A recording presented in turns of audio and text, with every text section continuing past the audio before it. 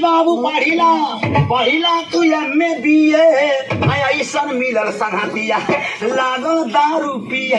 लड़के के समाज ही जिंदगी है। कोई अच्छा समाज पकड़ लेगा लड़का कामयाब हो जाएगा और गलत समाज पकड़ लेगा जिंदगी उसका बर्बाद हो जाएगा। पहले बात संघर्ष होता है, कुछ संघर्ष मिल जाए और बात साथ में से एक भाभी का।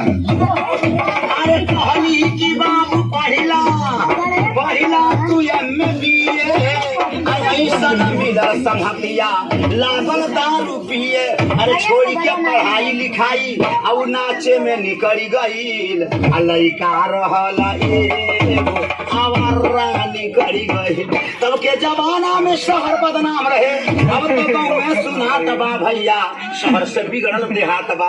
अब के छात्र लोग के पढ़े के ना इच्छा, बगल में मोबाइल धके होता परीक्षा।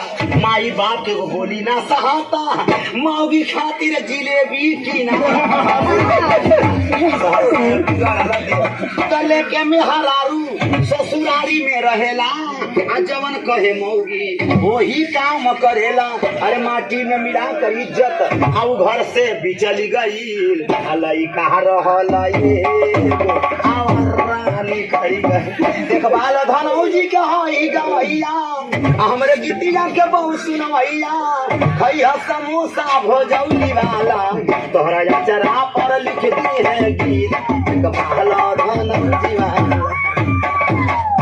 अच्छा ए देखना हम कैसा लागत नहीं रे, एकदम बंदर की तरह। तोरा माई के दामाद